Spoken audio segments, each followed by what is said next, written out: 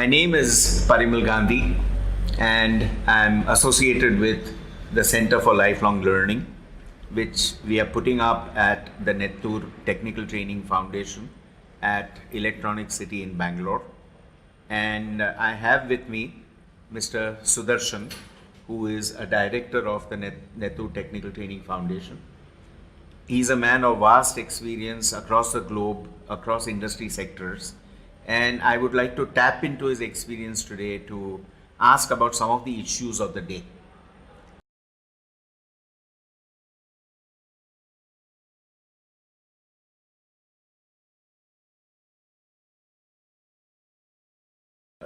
Employee today could be better described as a karmachari, somebody who understands his karma and acts according to that karma. So my question is, how would you define karma, and how would an ideal karmachari or employee behave and perform? Thank you, Parimal. It's my pleasure and honor to express my views in this whatever the journey we are having on the lifelong learning. So coming to the first question, karma. In today's era of social media and disruption, whatever we are having, people get often a lot of messages and postings about karma, and people get confused. So we heard of what goes around, comes around, what you see, you read. Yes. But in today's context, what I feel is the karma means take action to fulfill your responsibility, what you are assigned for. Don't think too much about it. Usme mera kya hai? What is in there for me? If I do this, what I will get? So you have to learn to differentiate. The karmachari means doing the duty, what is needed, and take the full responsibility of it. This is my brief karma exposure. I see. Thank you. That's very enlightening.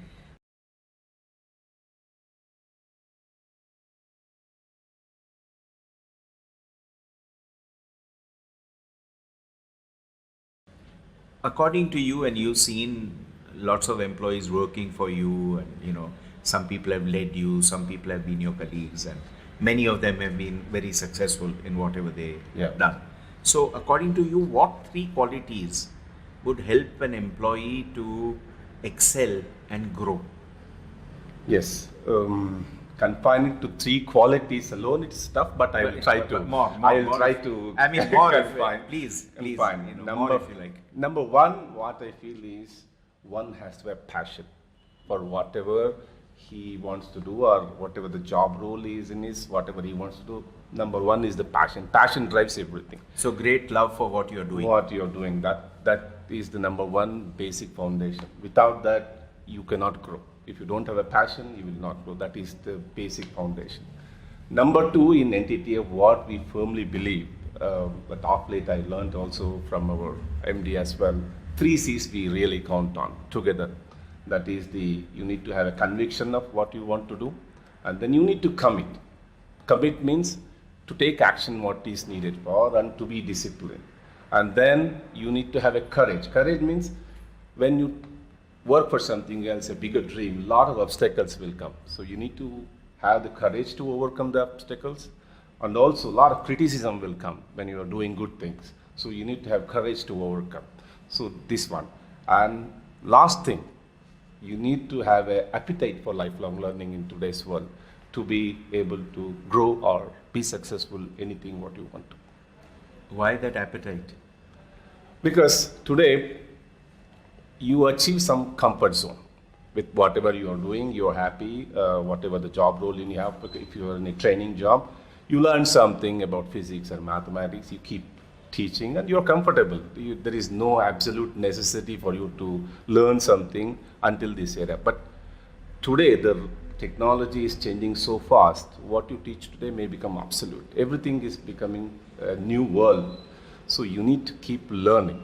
That is on the technology front. Also on the personal front, you need to grow within to take up all new challenges, and also handle personal relationships. I see. So conviction, commitment, and courage. Those are the 3 C's. Yes. Excellent. I have learned something today.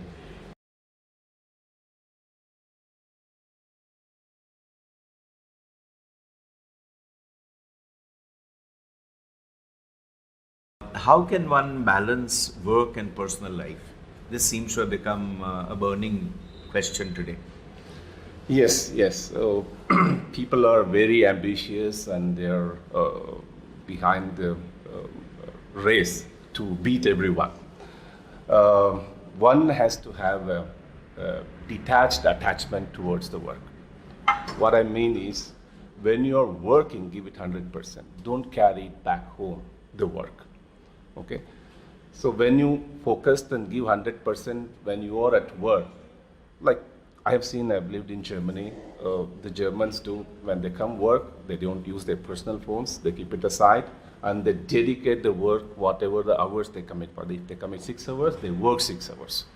And then when they go back home, they don't even touch the phone. So here, in Indian context, it's a little bit sensitive because we have a lot of population, a lot of competition. One wants to beat another always. So it is imbibed in our blood, this competition from the childhood days, from the education system we have. So there is always a race that I need to be first. So how long you can be first? By exhausting yourself. So you need to learn to balance. So don't take the work home. Okay, that is number one. And number two, you need to have goals both professionally and personally. Okay, personal goals, because as a person you grow, you have to grow both professionally and personally. Personal goals can be anything. You may, in the childhood days, you have thought of becoming a singer or some musician. So try to engage into some learning activity in a personal goals. So then you will find automatically the balancing of both professional and personal life. If people have invested in their hobbies, as you say, like singing and music, Yeah. as and when they retire, they have something to do. Exactly. Otherwise, a lot of people suffer from emptiness.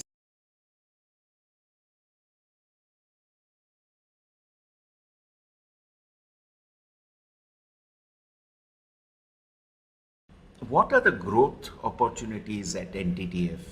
Let us say somebody joins NTTF today, right at the bottom of the ladder. Yeah.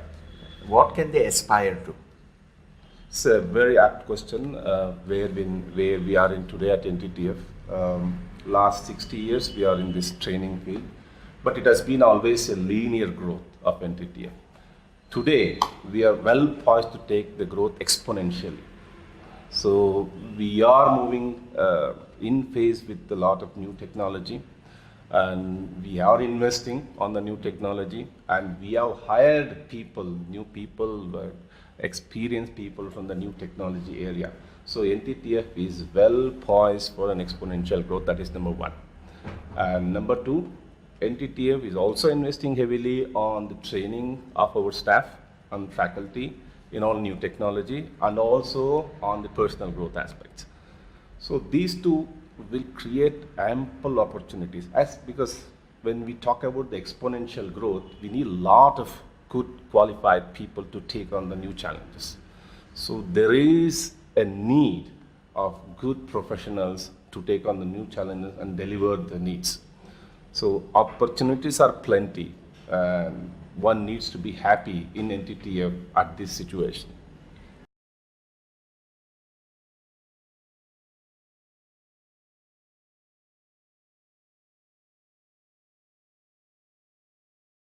Does one, let's say I'm an employee who has been around for 10 years. Now, in this new world of NTTF, am I at an advantage or a disadvantage? Okay, it's a good question. 10 years at NTTF does not automatically qualify for the new challenge. So one has to equip himself uh, with the adequate skills. So, in other words, lifelong learning. Lifelong learning. So one has to adequately acquire the skills. So which NTTF is providing the platforms to achieve and acquire skills. Right, right.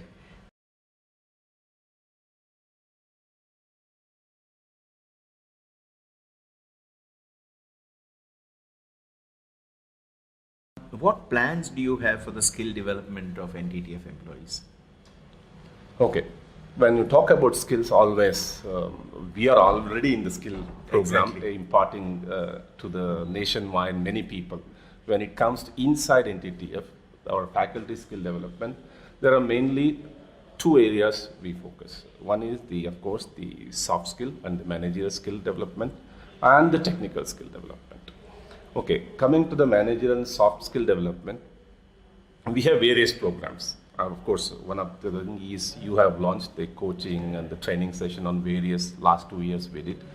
And we are going to continue with this lifelong learning, that is the skill acquisition of the soft skill nature or the behavioral. And secondly, the technical skills. We are partnered with leading industries in last 2-3 months. For example, with Amazon, we are partnered on the cloud computing. With Cisco, we are partnered on the security and networking. And with UiPath and robotic process automation. Like this, we have partnered with many industries. And these are all frontier. Yeah, and not to forget the IoT with Intel. So these are all the new technology. We have already signed up partnerships, and the professionals who are experienced from these industries are going to train our faculty. So we are well prepared for this skilling of our employees for the future challenge. I see.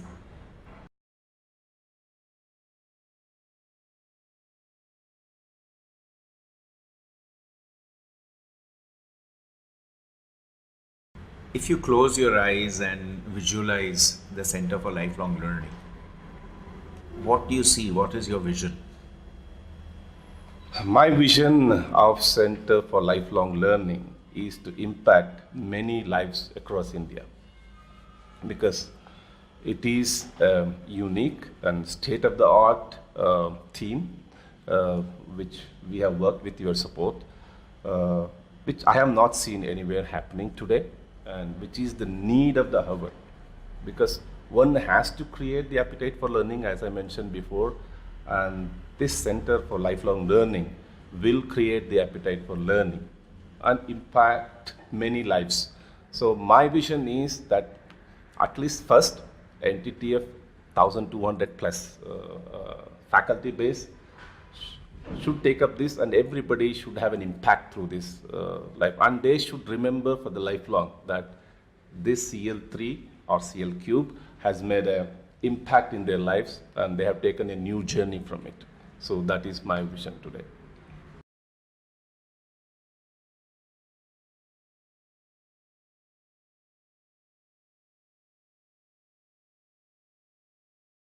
How can learners at NTTF and learners from other client organizations that we have make the best use of the CL Cube facilities?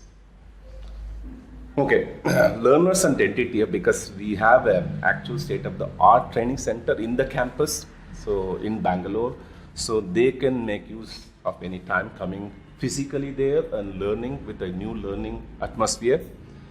But we are also planning the blended learning, online and self-paced learning, which anybody can take anywhere across. So, and also we are mandating our people to at least invest about 24 hours in a year on this lifelong learning, so which they can really make use of to address their personal goals or professional goals. Anything they can learn through this lifelong learning. Yeah, and it is not strict that they will not be, they will be measured in terms of ranking or nothing. So it's a self-paced learning, so they can make best use of it. I see.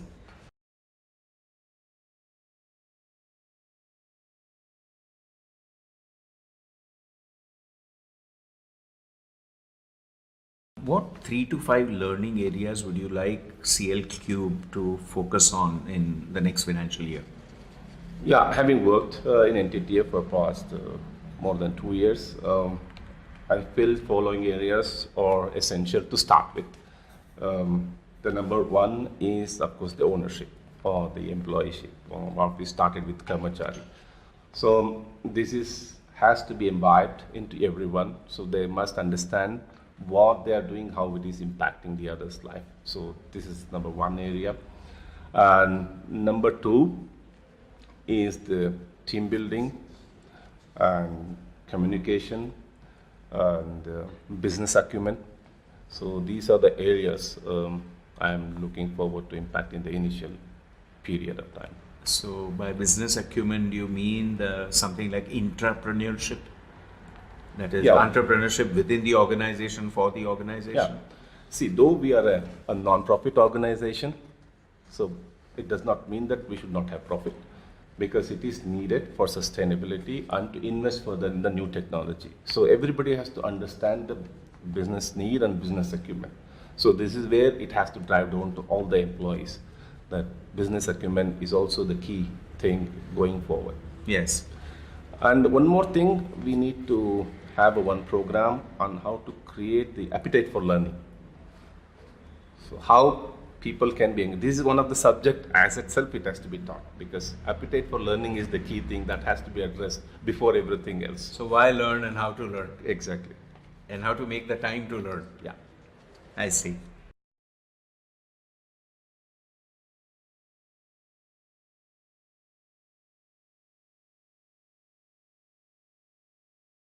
How do you see CL Cube becoming useful to NTTFs and academies clients?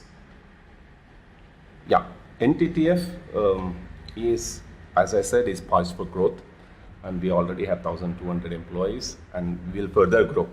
So CL Cube will expand all over India coming years after this first pilot, and all centers will have a CL Cube access and learning. So this is the first thing, NTTF will have an access. And I see the need for the other corporates to have similar learning centers or the learning methodology, which we are ready to support them, and we can duplicate this CL Cube with other corporates so that other can benefit as well. I see.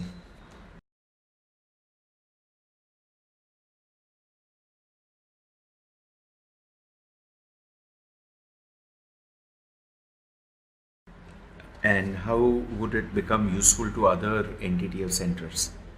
Because we have 17 when last I counted across the country. So how do you see CL Cube reaching out to those centers who would be remote? You know, Pina is still nearby, but there are others that are quite far away. Yes, Bangalore has an advantage because we are starting here. So Bangalore people will have physical access to the lifelong learning center, and they will learn. The other centers, because we are launching on a web-based program and blended program, so we will start with the web-based and blended learning program, and we will have a clear plan to establish a lifelong learning center in each of our centers. So going forward, that is our aim, to make it each and every center will have their own lifelong learning centers, which is a trademark actually, that we believe in lifelong learning, having this physical lifelong learning center and also the online blended courses.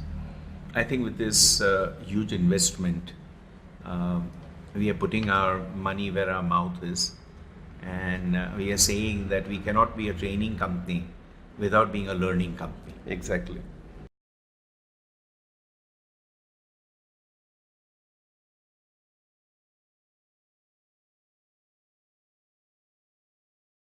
How important is it to have a set of goals to change tack? How important are goals in work and personal life, and how should we prepare ourselves to achieve them? Can you share an example from your life, for example? Yeah, sure. Goals, one of the examples I heard, if you travel somewhere, when you get into a bus, if you don't know where you are going to alight, then the bus will take you wherever it goes, and you will follow the bus. So the life is like that. So you are in a life journey of life. If you don't have a goal, it will take you wherever the life wants to take you. So if you want to make a difference, then you have to define your goals. So goals, both professionally and personally, are very, very important in the life. So from my experience, I can quote one example. Because in 2002, I had set myself a goal to go to Germany. Okay. So merely setting the goal does not take you there. So you need to put some plan and take some actions. So what is the number one what I should do? Then learning German is very important. So I enrolled for a German course. It takes going out of comfort zone. 6 o'clock the German course start. I need to go 2 hours, attend the course, and then go to the office, perform the office, come back. Because at the time they go to the institute, they were very strict. They conduct very strict tests and exams. So I need to prepare. So it's all going out of the comfort zone. So you need to take that. So first is one. Okay, after learning the German, what next? It will not take you there. So you need to express your ambition. So I wrote to a lot of German people within Bosch.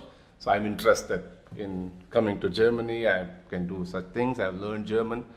So initially it was not fruitful. They said there's no positions available. But I never gave up. I kept on trying until one person accepted me and happy to take me to Germany. So one should expect obstacles, and one should expect silence, and one should expect non-response. One should expect negative responses as part of this journey to achieve a goal.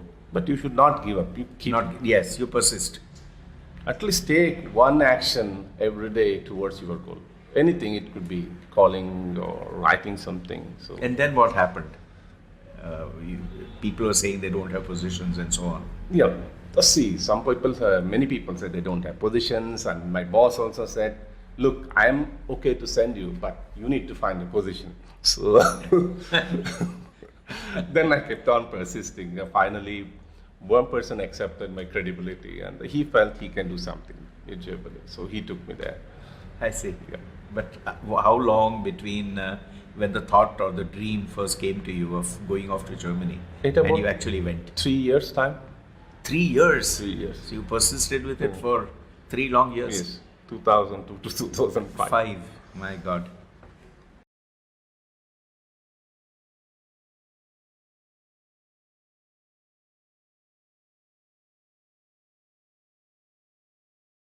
How can one stay focused at work? There is so much happening all around you, so many demands on your time. So can you share a few tips from your experience? Yeah. It's not only at work, in any walks of life today. Yes. Focusing is a great challenge because you have smartphones in your hand, anything, so you pop up and you get distractions so much. It is really, really challenging to be focused in today's world. So at work, what I do is whenever I come, first I list down the activities first. What all the activities. And so I have attended the Stephen Covey's principle. So then I try to put it, which is urgent, which is operational, and which is strategic. See, urgent and operational, you don't have to focus. It will drive you anywhere. So it will come and fall into your lap. Yes. Only the strategic issues, you must take a conscious effort to put some action every day into it. At least you should read what it is. Then it will drive some action out of it. So focus means at least reading what you want to achieve, at least once a day. Then it will drive some action. One or the other action it will drive. I see.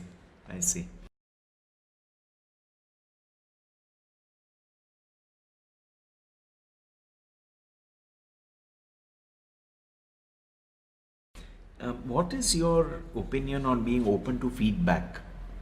Can you share an example where you had to share constructive feedback to a coachee or an employee and they were not open to it, and how did you handle such a situation? But to begin with, what do you think about feedback as a way to grow? Yeah. At the beginning of my career, the feedback was always awful. So I was not ready to listen. So I always thought I'm the best. Why? So I was first in the school, I was first in the college. So why people give me feedback? I know what to do. So this is where my background and the attitude was. So in other words, if you're already successful, taking feedback is very difficult. Correct. So I was really, why he's telling me, I know what to do. So let him focus on his work, I will deliver. So even though he's my boss, I know what to do. So, but over the years, I worked with Bosch and Volvo companies. They have a thorough feedback system. Okay? And we have an assessment that there's various criteria. I'll rate myself, and boss will rate, and he gives his feedback. So then I realized the feedbacks are important in a way. Somewhere in the corner, it will stuck you. It will stick somewhere. So It's a seed. yeah, it's a seed. So he has said to me this, and then when I'm confronted with someone else, then I remember, oh, my boss said this, you be watchful on this. So then I get into problem now. Then I start to realize I should be open to feedback. Somewhere it helps. It does not matter. Today it may not help, or tomorrow it will help.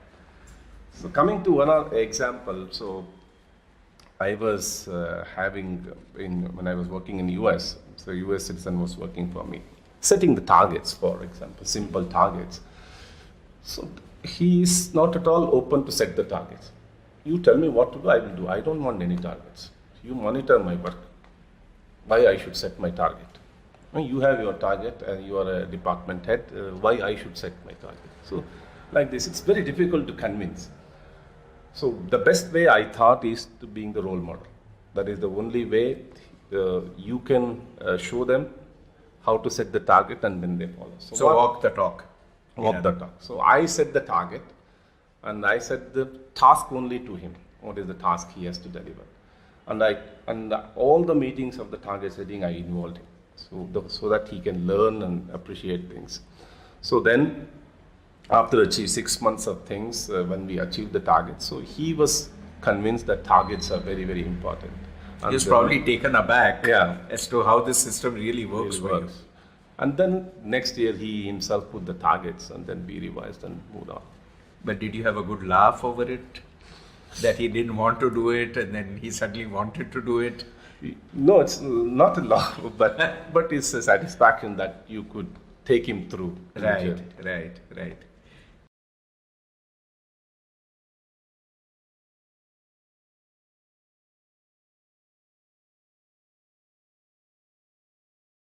Could you share your journey as a leader? Some major learnings. The first learning I started was your technical skills or whatever. It's only has a limited role in your success. The major role is the attitude. Is the attitude. Attitude. So attitude matters most. So how in each situation you show your attitude, and how you behave, and how you behave with peers. So that is the number one. So First in other thing. words, interpersonal skills. Yes. And would you say they are as important as technical skills or more important? More important than the technical skills. See, technical skills, because we are all people, we have to work together to achieve it. So individually, if you're working with a computer, and then it does not matter. If you want to be a leader, interpersonal skill really matters. Because leader means followers, so Yes. automatically then people management comes into the picture. Yes, that is number one. And number two is being disciplined. It matters, really matters. So you need to have time for everything what you want to do, and go out of the comfort zone. So it may take a toll on your little bit of personal life, but when there is a need to achieve things, you need to go out of comfort zone, not every time. So these are the things: attitude, being disciplined, Going out of the comfort zone. So these things are the major learnings for me.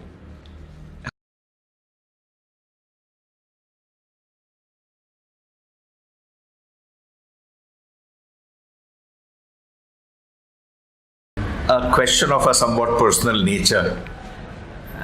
You are a high achiever, and in today's day and age, high achievement means stress. So, how do you manage stress, and how do you de-stress yourself? And do you undergo a lot of stress? Yes, I do undergo a lot of stress. So fortunately, we have a lot of social media and learnings today. So somewhere I read the morning habits of highly successful leaders. So what they do. So first 1 hour in the morning is very crucial what you do. Then that takes you for the day. So this of late I practice over last 4 or 5 years. So it's something like a mental breakfast. Yes, mental breakfast. So it sets the clearly the road first. So first we start with an affirmation in the morning, and then meditation. Affirmation? Yes, affirmation means I affirm myself that I am protected and guided in the universe. So some learnings I have learned, so I affirm that to my family and my professional, my company, everything is going well. So I start with that vision every day first.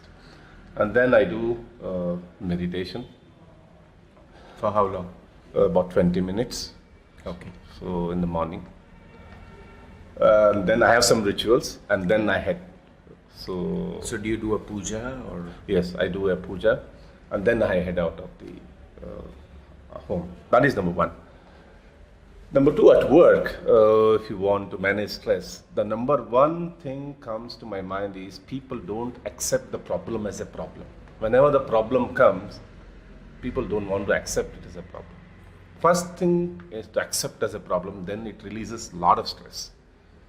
Then that negative pushback is not there, not accept. When you accept the problem as a problem, then you will start working on the solution. I have seen the most stress is not accepting the problem as a problem. So that I have of late learned. Whenever they say something, here is the problem, then you need to accept and start looking at the solution. I have this friend who's a psychiatrist, and he says that for me, 75% of my problem is to get people to accept that they need treatment. Yeah, exactly. And once they accept it, then the rest is very easy. So for me, That causes more stress in the work life actually. We try to compare with others, so who did wrong, why this problem, so. I see. It's interesting.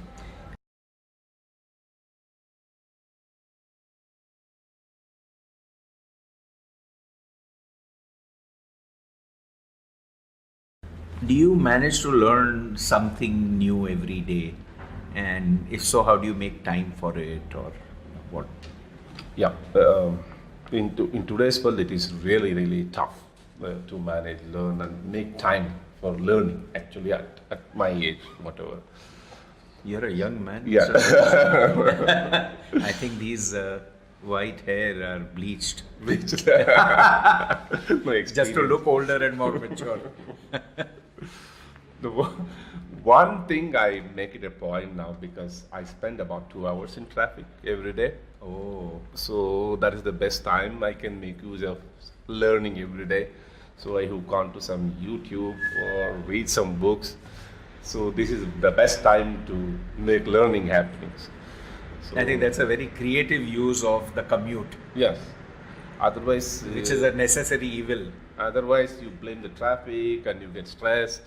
So just close your eyes, listen to something useful. So this is how I am changing my routine to learn things in the car, on the move. I see. I see. That's good time management also.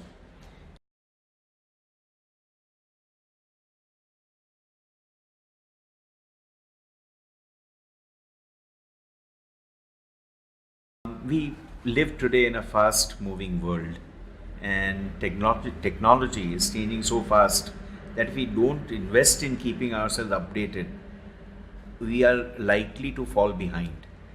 So how does one keep up? As an individual employee, as an organization, of course, you're investing in courses and so on for NTTF to teach and to also teach clients. But as an individual, how do I keep up? Yeah, this is the most challenging part. That's why I said previously also, the appetite for learning is very, very key. Without appetite, the coping up will become a challenge. Because a lot of statistics, if they are up to date with what's happening around the world in the newspapers or whatever, every other day the disruption news comes.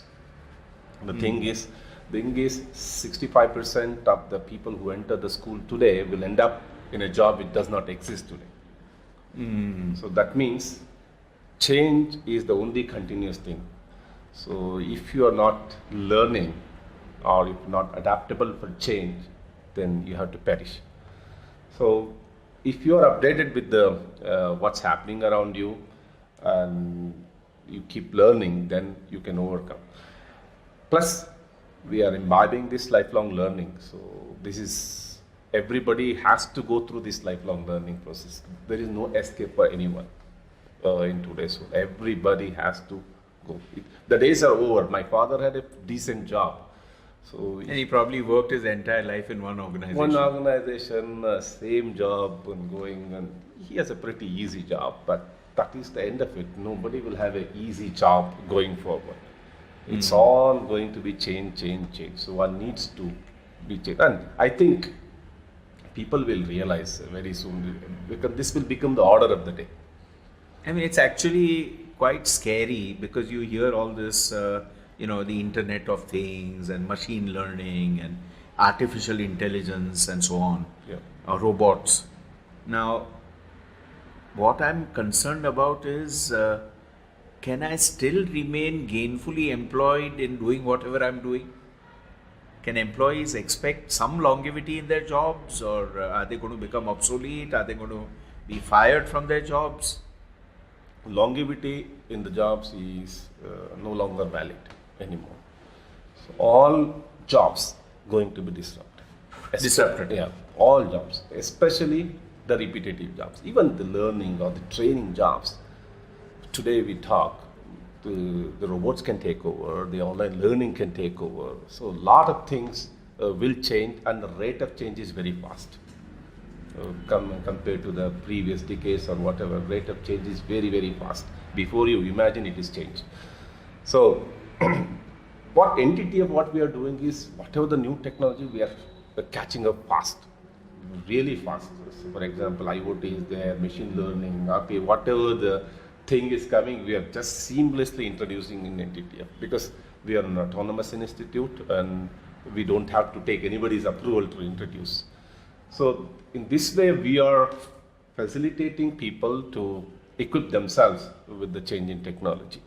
So can the man on the street walk in, pay a fee and learn about something of his choice, machine learning? For example, IoT, they can learn the basics of IoT in about 1 or 2 weeks' time. So even I have been registered for IoT basic learning. No, I need to involve, because everybody keeps talking about, I must learn something, I should know something, because IoT is the key thing in going forward.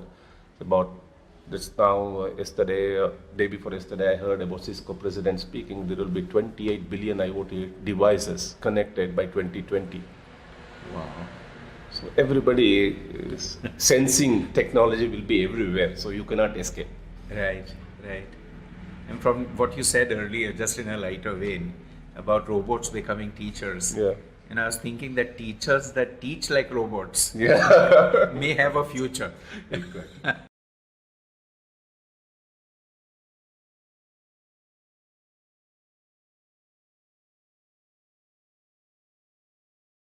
Let me come to the last question.